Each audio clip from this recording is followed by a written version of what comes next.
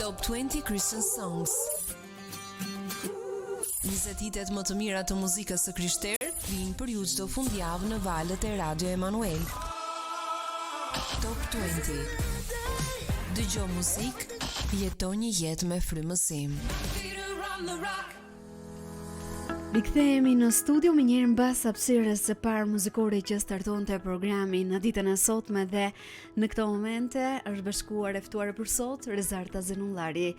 Përshëndetje, kënaqësi të jemi së bashku Rezi. Përshëndetje Kela, faleminderit që jam përsëri pjesë e programeve tuaj dhe e ftuar për të ndarë për shërbesën time dhe gjërat e bukura që bëjmë. Është e vërtet, ti tashmë je një mikeshe përreshme, unë e prezantova edhe pak më parë në programin Muzik Plus në Radio Emanuel, pse jo për të prezantuar hera erës në sezone të ndryshme gjithçka që ndodh në qendrën rezidenciale të Diemve në Maliq, aty ku ti je edhe drejtoresh, por gjithashtu edhe për të prezantuar më tepër kryesisht nga shërbesa e fëmijëve në kishën ungjillore Libonik Maliq.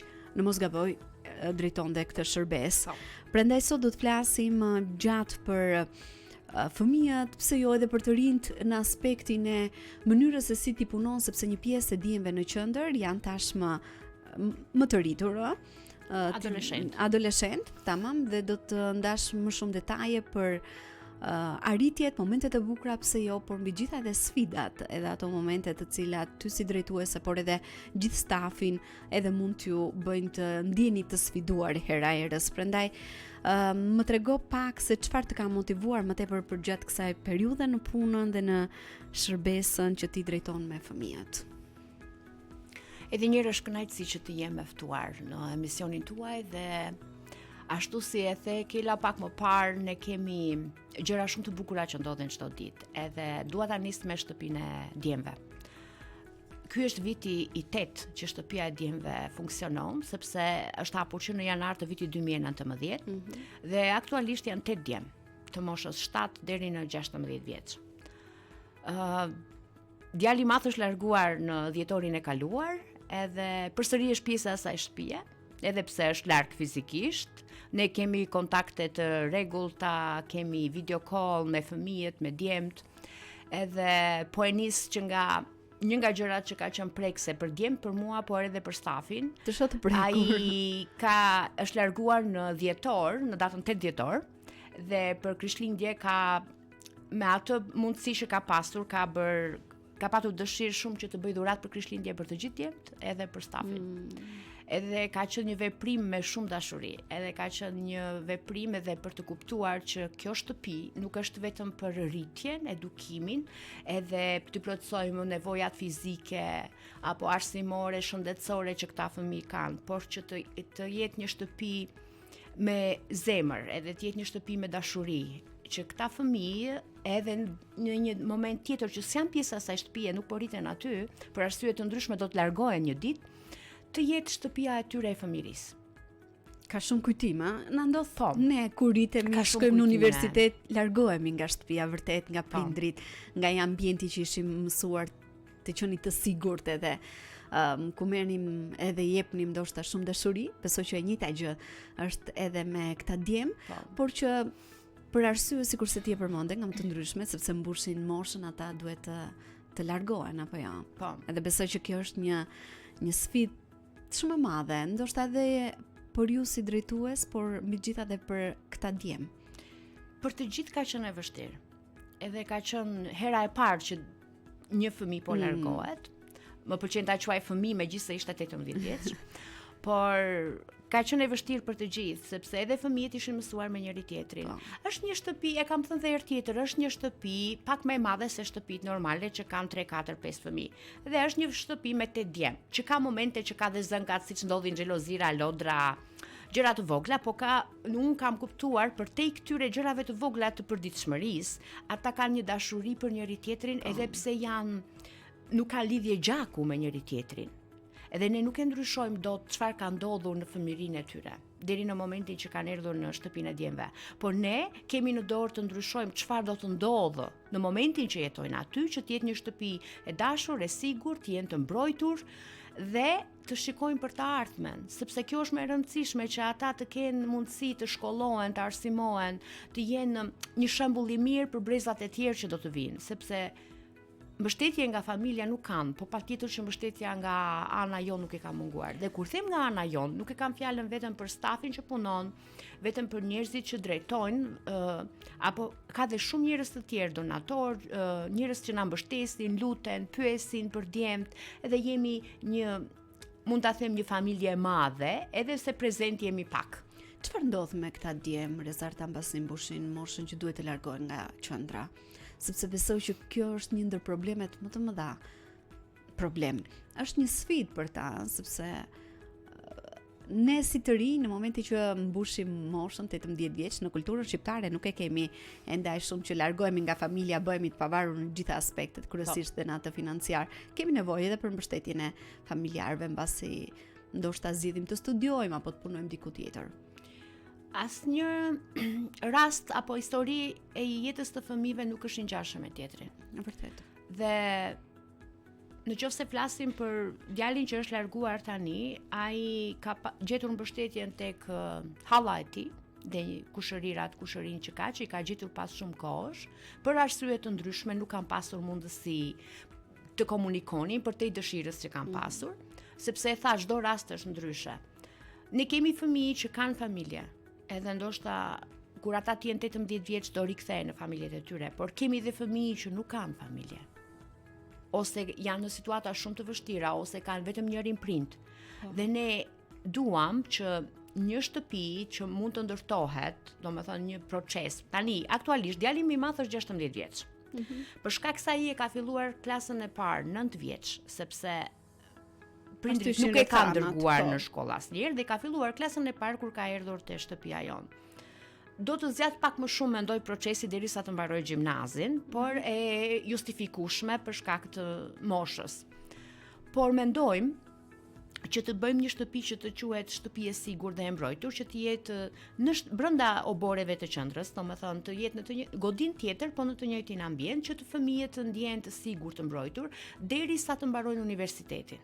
Dhe pastaj kanë një mundësi akoma më të mirë për të mos dalin direkt në jetën e tyre, të flasin fjalën jetë sa mbushin 18 vjet dhe kaq. Është e pamundur t'i lejosh të dalin. Dhe unë jam e sigurt që Zoti, ashtu si ka siguruar për këta fëmijë, për këtë qendër nga dita e parë që është hapur deri më sot, për çdo gjë që ata kanë pasur nevojë, edhe kur ne mendojmë që gjërat nuk po shkojnë mirë, edhe kur mendojmë që gjërat s'janë në vijë ashtu siç duhet, të kisha pak më shumë kështu dhe të kisha pak më shumë, siç duam ne në mendjetojmë. Perëndia ka një plan. Largimi i djalit të madh ka qenë si një mrekulli nga Zoti. Dhe ishim të habitur të gjithë çfarë ndodhi. Mendoj që e sigurt që Zoti do sigurojë çdo gjë që duhet, që edhe kur tjetri të jetë në moshën e duhur për të larguar, Perëndia do sigurojë shtëpi, mbrojtje, punë, shkollë, çdo gjë që ka nevojë. Çfarë duhet të bëjmë është që të qëndrojmë sa më afër Zotit për të kërkuar mbrojtje e mbështetje. Nuk dua të dukem shumë shpirtërore, Kela, por kam kuptuar edhe më duket sikur akoma më shumë çdo ditë sa më shumë rriten problemet, streset, shqetësimet, gjërat që ne kemi, aq më shumë më afër Zotit duhet jemi. Rezerta e përmendë që nuk dua të dukem shumë shpirtërore, por jo, ne duhet të themi atë që vërtet ndjejmë në zemër, atë që vërtet kemi përjetuar dhe jam e sigurt që shumë nga sa je duke ndarë ti ke përjetuar për gjatë këtyre viteve, kryesisht duke punuar ditë pas dite me këta djem të cilët vinë me probleme, sfida nga më të ndryshme, që ndoshta në realitetin ton i harojmë, sepse nuk përballemi me të gjitha këto. Merremi me ato problemet me fëmijët, ankohemi për gjëra që ndoshta nuk janë aq shumë të rëndësishme. Edhe ti më shumë se sa ne të tjerët besoj që e ke kuptuar këtë gjë, mënyrën se si Perëndia ka vepruar në jetët e tyre, ashtu sikurse solle shembullin e djalit të madh, nëse mund ta quajmë kështu, i cili vërtet është larguar, por Perëndia ka siguruar për të në mënyrë të mrekullueshme për të vazhduar jetën edhe për të qenë gjithmonë i bekuar në atë që ai do të bëj. Dhe më tepër dua të të pyes në këto momente se çfarë po ndodh momentalisht në qendrën përveç largimit të njërit prej dimve, edhe jashtë mikrofonit ishim duke e folur së bashku, e di që të ka prekur shumë sepse ke qenë pranë ti në çdo moment edhe në gjitha hapat e jetës së tij deri në momentin që është larguar nga kjo qendër, por si po ecën aktualisht qendra, çfarë aktivitetesh po ndodhin aty, ndoshta cilat kanë qenë momentet më të bukura në këtë periudhë? Tani në qendër ndodhin aq shumë gjëra të bukura, ka edhe sfida patjetër, sa kur më thua cilat, jam e detyruar të bëj një përzgjedhje në mendjen time që të them ato që janë më të veçanta. Tani që ne po flasim janë 8 djem. Të gjithë janë në shkollë dhe tani është periudha e fundit e shkollës, pothuajse muaji i fundit, kanë aktivitete nga më të ndryshmet. Një gjë që ka qenë arritje, ne kemi një djalë që bën vitin në qershor që ka hyrë në qendrën tonë, edhe Bukuroshi nuk kishte qenë në shkollë asnjëherë, në Kopësht, më fal. Dhe tani të premten që vjen kemi festën e abetares. E me shumë gëzim, do themi vjesha, këngë, përgatitje, kërcime, sepse i pëlqen shumë të kërcej. Ka qenë një sfidë çdo ditë deri në përfundimin. Unë e quaj pothuajse të përfunduar klasën e parë tani, sepse është festa abetares edhe mbaron e gjitha. Po ka qenë një sfidë për djalin, për ne të gjithë, edhe është një nga arritjet, mendoj që është pozitive. Përveç kësaj, për disa njerëz ose ndoshta për shumicën mund të duken luks ushqimi i shëndetshëm, fruta perimeve. Por po flas që ka pasur disa raste në qendrën tonë kur fëmijët kanë erdhur që nuk i njihnin pothuajse frutat e perimet. Dhe kjo është për të ardhur keq. Kur unë kisha një banane në dorë për t'ia dhënë një nga fëmijëve, ai tha nuk hahet kjo, nuk hahet kjo, shiko si është, që në ato momente më bën të mendoj që kështu si ky ka dhe shumë fëmijë të tjerë që nuk i njohin këto. Ndërkohë që mund të duket e çuditshme, thash, po janë të vërteta. Janë pjesë të realitetit. Janë pjesë të realitetit. Ka një keq ushqyerje në fëmijët.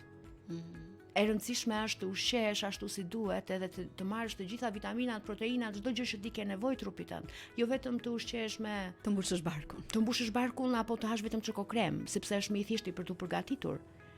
Edhe për shkak të kësaj pastaj ka pasoja dhe shëndetësore. Kemi anemi, kemi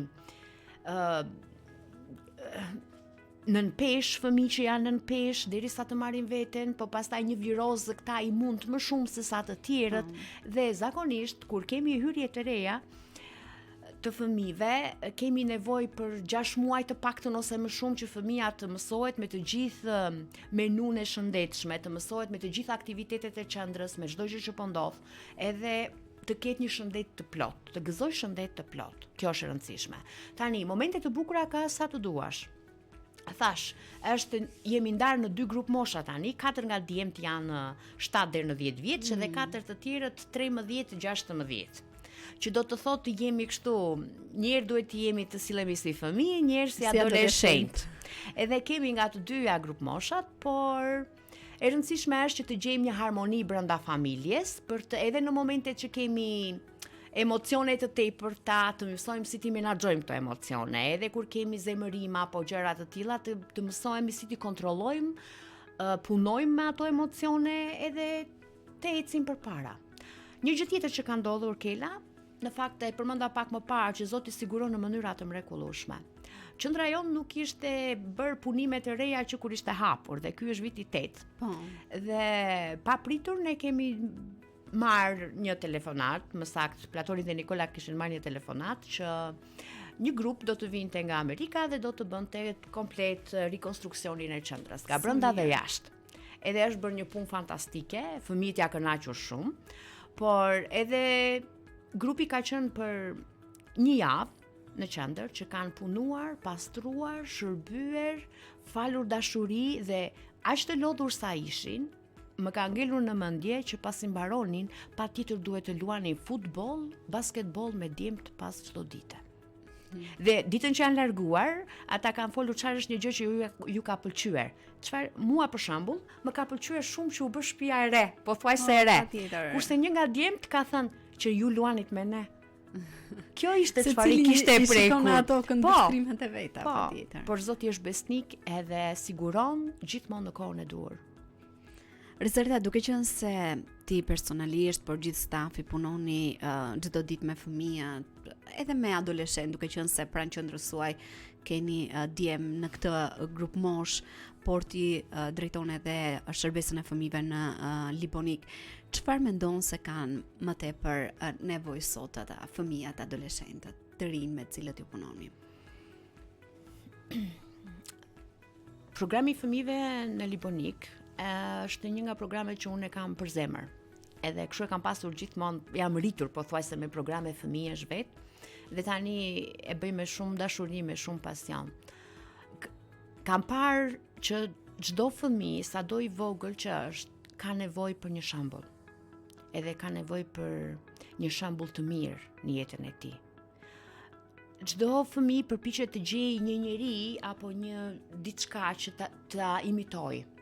Por zakonisht ndodh që ne mund të themi fjalët e bukura, ti duhet të bëhesh i mirë, duhet të sillesh kështu, nuk do ngresh zërin, do të mësosh në shkollë, por momenti më i bukur dhe më i mirë për një fëmijë është që ti të jesh ai shembull të atyre fjalëve që ti po thua, sepse fëmia do të bëhet pasqyra jote.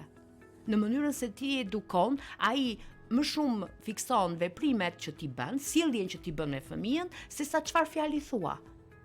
Dhe duke e mësuar, duke të parë çdo ditë me mënyrën si ti sillesh, me mënyrën si ti vepron, si menaxhon ti situatat.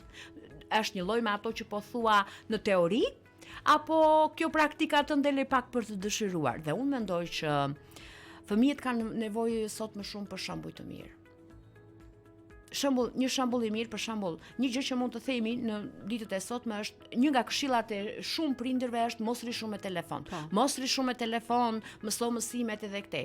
Por kur vetë rriturit thon mos ri me telefon dhe vetë janë me telefon, shembulli ku është? Dhe është sfidë për të gjithë prindërit, për të gjithë njerëzit që punojnë, për të gjithë ata që edukojnë fëmijët të rinjt. Me të rinjt pastaj është pak më e vështirë. Mendoj që është akoma më e vështirë. Është sfidë, por së pari duhet ta nisim nga vetja. Nga vetja. Unë ndonjëherë kur jam për shembull duke folur me adoleshentët që janë në shtëpinë e djemve, më duket sikur jam shumë brapa në kohë me çfarë kam qenë unë. Patjetër, brezat kanë ndryshuar. Në moshën time, më duket vetja shumë brapa. Të them një shembull shumë të shkurtër. Nuk është shembull perfekt, po ka ndodhur. Unë mendoj që ndodh shpesh. Një ditë vjen një nga djemt dhe më vjen një mesazh që kishte lënë orën e mësimit. Dhe i them, po pse duhet ta lesh ti orën e mësimit? Ti ishe në shkollë? Po jo, tha, unë nuk bëj ndryshe nga të tjerët, se e gjithë klasa e la orën e mësimit. Po pse mos bëhesh ti shembulli i mirë që klasa mos e ler orën e mësimit? Dhe ke zgjedhur të bëhesh shembulli jo i mirë që të bashkohesh me gjithë të tjerët. Të rinjt janë në sfida çdo ditë çdo bëjnë. Do ndjekim një shembull të mirë apo do bashkohemi me turmën. Dhe në moshën që janë e kanë të vështirë të bëjnë ndarjen direkt. Po, patjetër. Por që ka nevojë për shembuj më të mirë në praktik, në mësues, në të gjithë njerëzit që merren me edukimin e tyre. Këtë mendoj.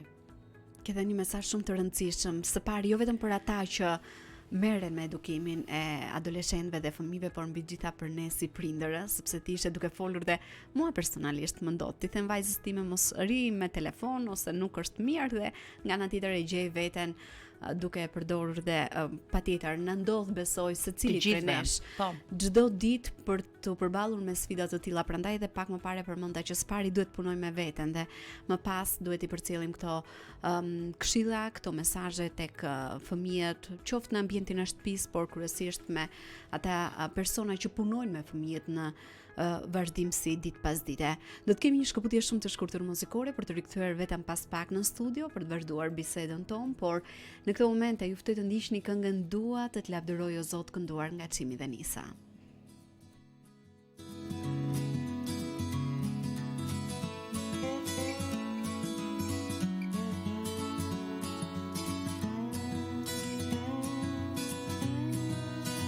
Dua të të lavdëroj o Zot, çdo ditë më shumë dua të të lavdëroj o Zot, çdo ditë më shumë që të mësoj që të kërkoj diturinë e hirit të dua të të lavdëroj.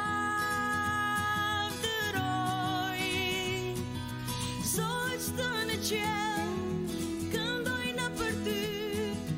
Pemët në fush, krahët ngre për ty. Dua të këndoj, të lavdëroj, të lavdëroj.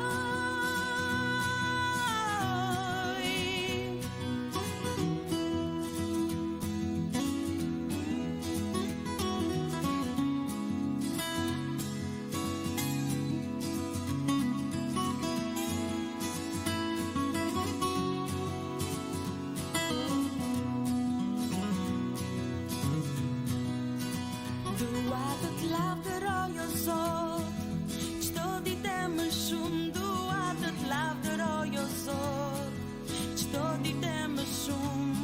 Që të mësoj që të kërkoj diturinë e hirit tënd. Dua të lavdëroj. Zojtë të në qiell, këndojnë për ty. Pemët në fush, krahët ngre për ty. Dua të këndoj, të lavdëroj, të lavdëroj.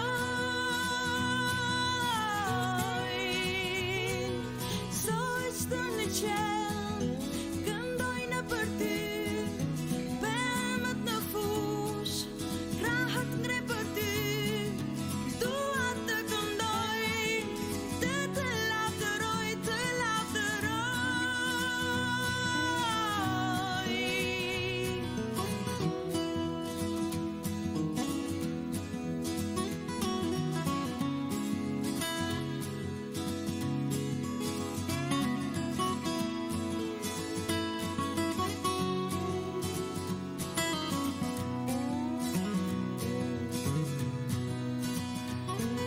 Zojtë në qiell, këndojnë për ty. Pemët në fush, krahët ngre për ty. Dua të këndoj, të lavdëroj, të lavdëroj.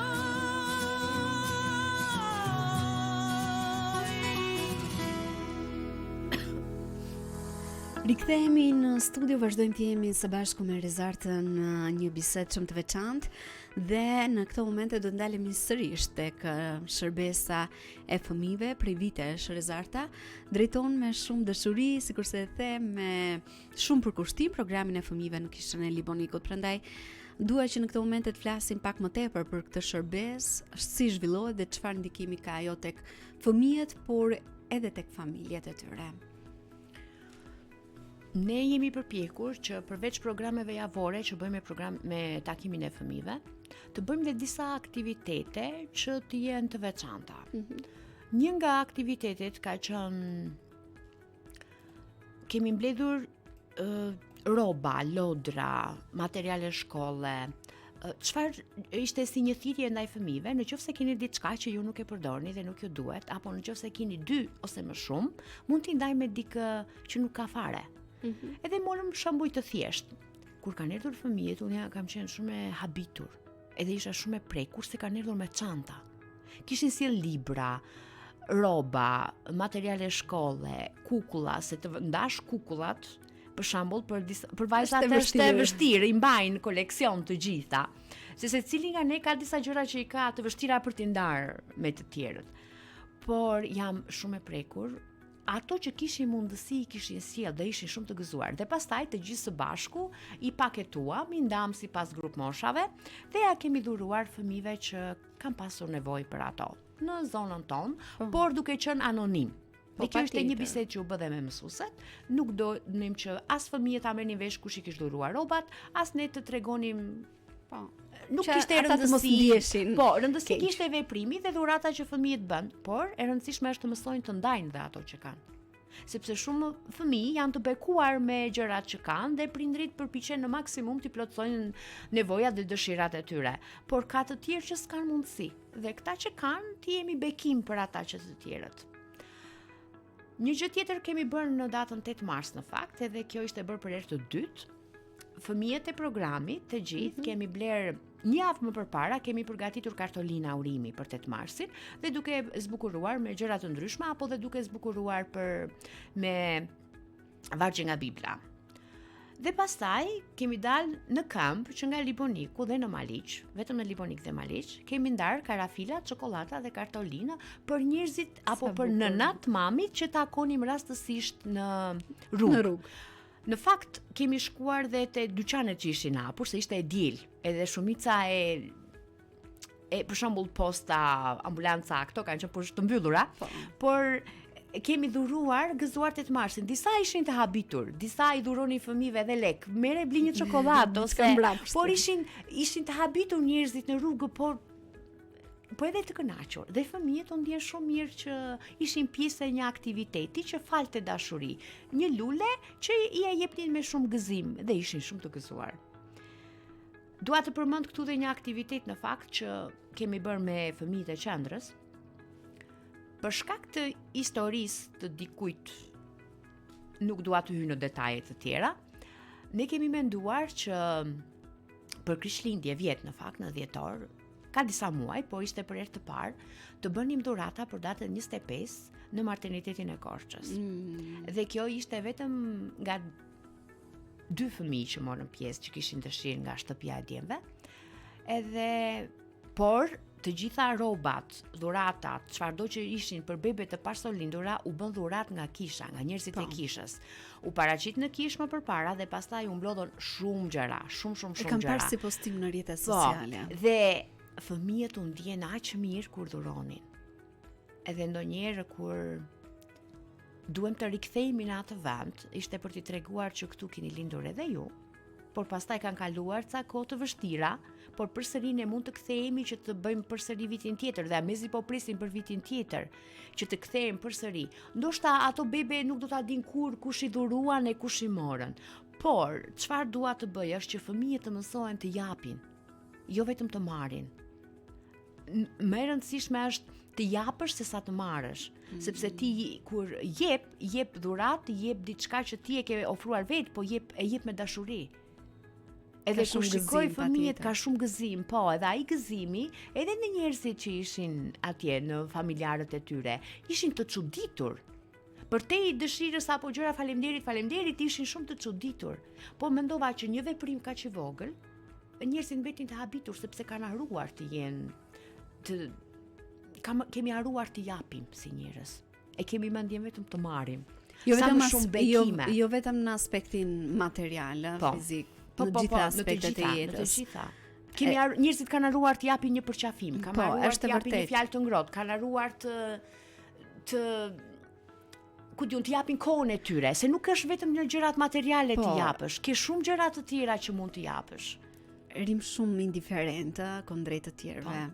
Gjë që shumë vite më parë nuk ka qenë e njëjta situatë, edhe ne na ndodh për fat keq të jemi të tillë edhe me njerëzit tanë më të afërt, me familjarët tanë, edhe të mendosh pastaj për te atij rrethit më të ngushtë që ne kemi. Dhe më vjen mirë që ju zhvilloni aktivitete të tilla të cilat më pas i ktheni në traditë, dhe duke qenë se pëlqen kaq shumë jo vetëm nga njerëzit që marrin dhe bekohen përmes gjithçkaje që dhuroni, por mbi të gjitha përmes atyre që i vënë në zbatim edhe duan që pse jo të ripërsërisin, ashtu sikur se mund të jenë të rinjt apo edhe fëmijët në kishën tuaj.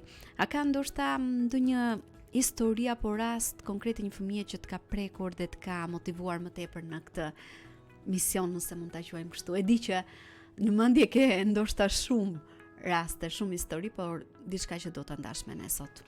Po. Në fakt dua të them, kur unë them vetëm vajzë ose djalë, shtisht dua të ruaj imazhin e fëmijës dhe nuk dua të përmend emra, por në mendjen time kam shumë të qartë kush është. Anonim. Po, anonim në këtë pjesë. Është një vajzë që më ka prekur shumë që duke nisur që nga Night to Shine. Vajza ka qenë e ftuar për herë të parë në Night to Shine, edhe ishte 14 vjeç. Dhe ishte për herë të parë.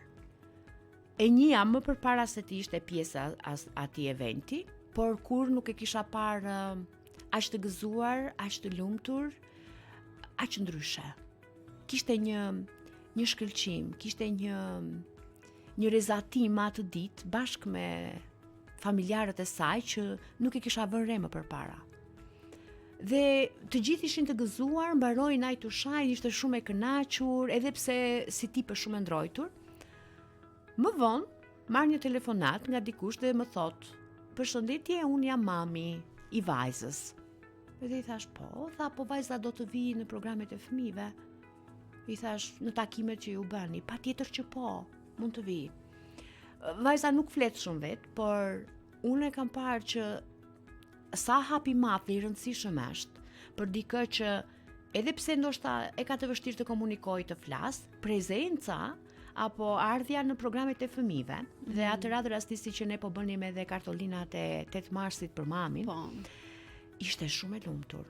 Ishte shumë e gëzuar, ka punuar në një mënyrë të pavarur tërkohën, duke ngjitur e duke zbukuruar kartolinën e mamit të saj. Dhe për mua ka qenë një shembull shumë i mirë. Jo vetëm kaq, po mami më ka kërkuar pastaj që të jetë edhe pjesë e festës të 8 marsit që ne organizojmë me kishat. Do me thënë, ndodhen disa gjëra pas radhe që ka prekur jo vetëm vajzën, po ka prekur dhe familjen. Edhe unë jam shumë e lumtur e gëzuar që vajza akoma vazhdon dhe vjen në programet. Është e dashur, e çiltër, e qeshur, dhe ndoshta kemi hequr një pjesë të gjërave që më përpara për atë kanë qenë të vështira. Ne nuk e dim çfarë bëjmë. Ndërkohë që ne të dyja jemi duke folur, ne nuk e dim kush mund të preket nga këto fjalë. Ne nuk e dim çfarë ndikimi mund të ketë te dikush që vërtet ka nevojë për fjalë të ngrohta, për një përqafim, për një shembull të mirë. Ndonjëherë për shembull Kela ndodh që ne kemi quajmë vështirësi, disa gjëra që për të tjerët mund të jenë gjëra shumë normale. Por, kur shikojmë ndonjë vështirësi të vërtet dhe kur shikojmë njerëz të tjerë që vërtet kanë vështirësi, ne mendojmë që sa kot kemi bërë, që i kemi quajtur disa gjëra probleme apo të vështira. E kuptoj. Dhe për këtë duhet të ndërgjegjësohemi gjithmonë edhe më tepër, edhe për mënyrën se si qasemi kundrejt të tjerëve, për mënyrën se si i mbështesim, i inkurajojmë apo i orientojmë. Edhe për këtë dua të të pyes në këto momente, si mendon se e rëndësishme është sot që ne flasim që fëmijët të kenë pse jo aktivitete edukative dhe shpirtërore larg ndikimeve negative edhe me gjithçka që përballen në realitetin në cilin ne jetojmë. Qoftë edhe ai realiteti virtual, por edhe ai që është i prekshëm në përditshmëri nga ata. Në ditët që jetojmë, në kohën që jetojmë, ka shembuj shumë që ne mund t'i shohim në vendin kur jemi, mund t'i shohim në televizion, mund t'i shohim në rrjetet sociale, por se si janë këta shembuj është një pikpyetje e madhe. Çfarë ndikimi lën tek fëmijët është prap her pas here ka ndodhur që fëmijët ndjekin një imazh të një lojë për shembull, po marrim një lojë që është në telefonat që luajnë, edhe duan të bëhen siç bëhen ata personazhet e lojës apo vajzat në personazhet e kukullave të princeshave, por ndonjëherë ndodh që po ti shikosh me detaje edhe këto personazhe kanë disa gjëra që nuk janë shumë të mira. Nuk janë të shëndetshme për një familje të fortë, për një jetë të fortë, të dashur, me vlera. Dhe e rëndësishme është që ne të bëjmë sa më shumë aktivitete larg shembujve jo të mirë. Aktivitete që të jenë në veprim. Jo vetëm në fjalë, jo vetëm në projekte në letër, po të jenë aktivitete që t'i bëjmë fëmijët ndryshe, të kalojnë për shembull 2 orë ndryshe. Dhe tani po vjen një qershori, po vjen pushime verore, po vjen vera, ka aq shumë gjëra të bukura për t'u bërë, që fëmijët të mos merren fare me telefonat. Unë nuk po them t'ja heqim, t'ja mbyllim telefonin me kyç, po të jenë më shumë të fokusuar tek aktivitetet edukative, aktivitetet të rëndësishme që për disa fëmijë ndoshta duken jo të mira. Edhe disa fëmijë ditë një shprehje, apo ju si jeni më fëmijë, ndërkohë që ai është 11 vjeç. Po. Megjithatë kam mërë në grupe të ndryshme kur fëmijët janë bashk, ata edhe kur kanë aktivitete, ndërveprojnë kaq mirë me njëri tjetrin, harrojnë patjetër teknologjinë dhe e gjithçka që është aty dhe kalojnë një kohë të bukur me njëri tjetrin dhe besoj që këtë e vini re sidomos edhe në takimin e fëmijëve ditën e shtunë, mos gaboj. Ne tani për disa arsye, fëmijët kanë kurse gjatë fundjavave dhe kemi lënë takimin çdo të premte në Të orën 2. premten, po. Një gjë që kemi bërë, një aktivitet të veçantë që ishte më shumë fizik, ishte për Pashk ne morëm më shumë se 200 vezë ndoshta të vogla me ngjyra të ndryshme, me figura të ndryshme dhe bëm një aktivitet jashtë ambienteve të kishës, te një kodër atje dhe e zhvilluam programin në natyrë.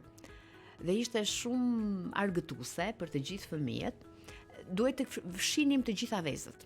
Por paraprakisht vendosëm pik do kishte çdo vezë që do gjenin. Disa vezë për shembull kishin 30, 10 dhe vetëm një vezë kishte 100 pik, që ishte vezë veçantë. I fshehem të gjitha vezët. Dhe pastaj filloi koha për të gjetur kush do të gjente më shumë, pastaj do mbledhnin pikët. Ka qenë shumë për të qeshur, ka qenë shumë e këndshme e gjitha, dhe ishte vetëm një vajzë që kishte gjetur disa dhe ishte shumë e mërzitur. Dhe shikon që në një vend i kapi syri vezën që ishte me më shumë pikë nga të gjitha. Atë të durën. Atë të durën. Dhe kur e gjeti, e kishte atë fytyrën gati të qante nga gëzimi sa e lumtur ishte. Tani, në momentin që unë po e them, unë të duket, ua lere çka kanë bërë, kanë gjetur ca vezë në kodër. Jo, nuk ishte ashtu. Fëmijët ishin në një garë me njëri tjetrin, kush do të gjente më shumë të merrte më shumë pikë dhe do të kishte një shpërblim sipas pikëve që do të merrnin. Po ishte ndryshe nga herët e tjera. Ishte e bukur. Që në kujtimet e tyre momente të tilla mbeten gjatë edhe teksa të arriten. Dhe besoj që secili prej nesh, nëse kthehemi në fëmijëri dhe mendojmë ndoshta një aktivitet apo diçka që na ka pëlqyer, ka mbetur në kujtimet tona dhe na bën, pse jo vetëm nostalgjik, por na bën të ndihemi mirë kur i kujtojmë. Prandaj momente të tilla, aktivitete të tilla nuk kanë bëj vetëm atë garën apo fitimin e diçkaje, por ka të bëjë mbi të gjitha me momentet e bukura dhe kujtimet që këta fëmijë marrin me vete edhe mbasi aktiviteti ka përfunduar. Dhe vërtet janë momente të tilla shumë të bukura që edhe ju bashkoheni, besoj, më shumë me njëri tjetrin dhe fëmijët së bashku, por edhe me drejtuesit në takime të tilla. Po, është vërtet. Sa më shumë aktivitete të kemi, më shumë bashkëpunim, më shumë bashkëveprim me njëri tjetrin, më afër me njëri tjetrin, edhe më shumë rezultate në punën që bëm. Patjetër. Edhe meqense jemi duke folur për aktivitetet, do të kemi një shkëputje shumë të shkurtër muzikore për të rikthyer vetëm pas pak, pse jo, rezervata për të prezantuar shkurtimisht disa nga projektet që ju keni menduar për të realizuar në këtë sezon, por në këtë moment ju ftoj të ndiqni këngën I këndoj dashurisë tënde nga Petrina Kalaveshi.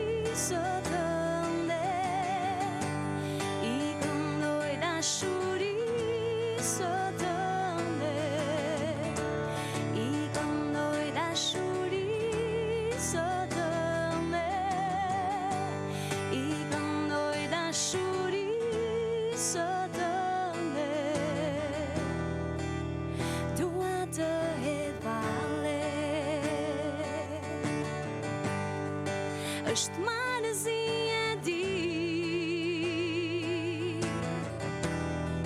kur bota tridën të ketë parë, do të kërcej me gzim si të shkërcejnë tani. I këndoj dashurisë tënde,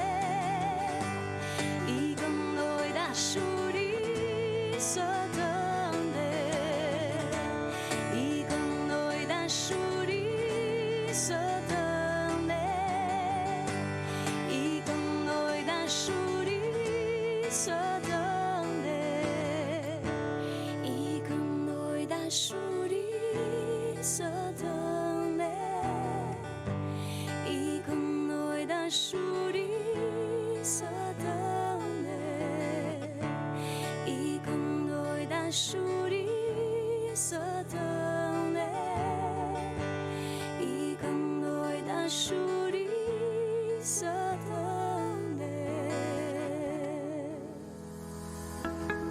Rikthehemi në studio, vazhdojmë të jemi së bashku miq drejt për së drejti në valët e Radio Emanuel në programin Muzik Plus. Sot jam duke zhvilluar një bisedë shumë të veçantë me Rezartën, e cila është drejtuese e qendrës rezidenciale të Dimve në Maliq, por njëkohësisht dhe drejtuese e programit të fëmijëve, të shërbesës së fëmijëve në kishën e Liponikut.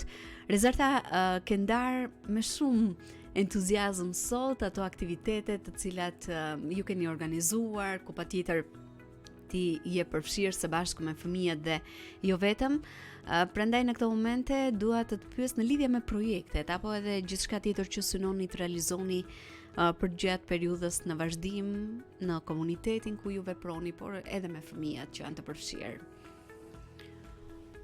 Ne kemi planifikuar një sër aktivitetesh, në fakt se tani po mbaron dhe shkolla edhe ka disa aktivitete që do të bëhen gjatë muajve të verës.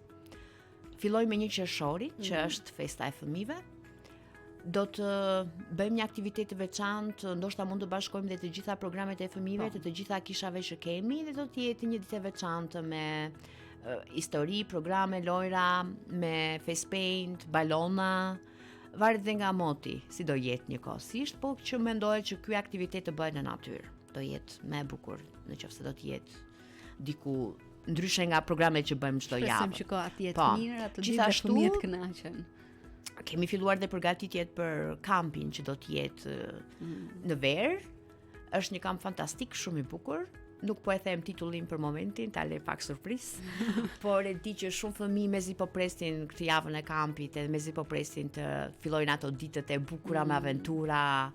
Është një kohë e bekuar, do të thosha. Është një kohë e bekuar që nga mëngjesi deri në darkë me çdo gjë, po edhe me përgatitjet, me historitë, edhe nuk është i bukur vetëm për fëmijët, është i bukur edhe për ne të tjerët që punojmë në atë kamp. Edhe pse besoj që kërkon shumë punë, shumë angazhim, shumë kërkon përkushtim, kërkon lodhje, durim, forcë, por ne çdo vit mësojmë gjëra të reja, çdo vit mësojmë dhe nga gabimet që ke bërë, kështu që çdo vit bëhemi tashmë është për më të mirë disa se vitin e kaluar. Ky kamp, po bën shumë vite që ky kamp është bërë.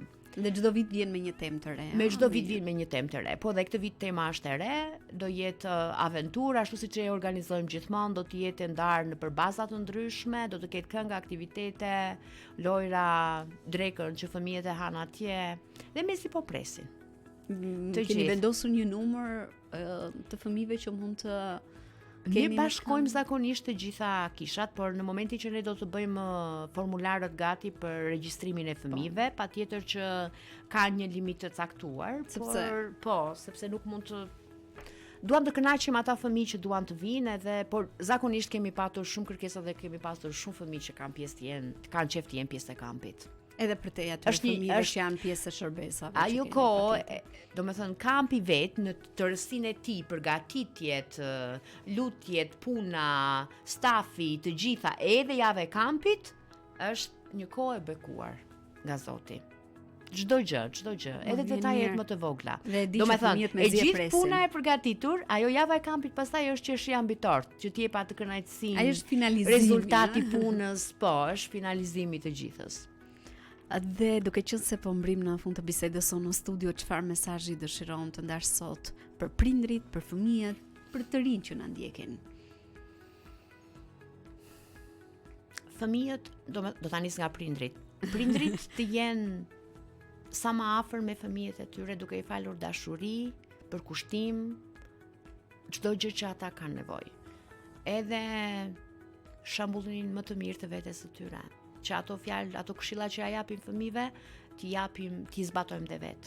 Edhe fëmijët kanë nevojë për një shembull, por edhe të rinjt kanë nevojë për një shembull dhe kanë nevojë për një drejtim. Rritja, edukimi i fëmijëve, kudo që të jetë, ka nevojë për një drejtim, jo vetëm për momentin që ne i kemi. Edhe fëmijët tanë do të jenë deri në një moshë të caktuar me ne, pastaj do të largohen, por ata kanë nevojë për një drejtim dhe bazat e këtij drejtimi, themelet e këtij drejtimi i marrin që në fëmijëri, i marrin që në kohën e rinisë, në momentin që ata kanë shembuj të mirë në jetën e tyre dhe pastaj hedhin themelet, hedhin mure, ndërtohet tulla për të patur një të ardhme të mbrojtur edhe të sigurt.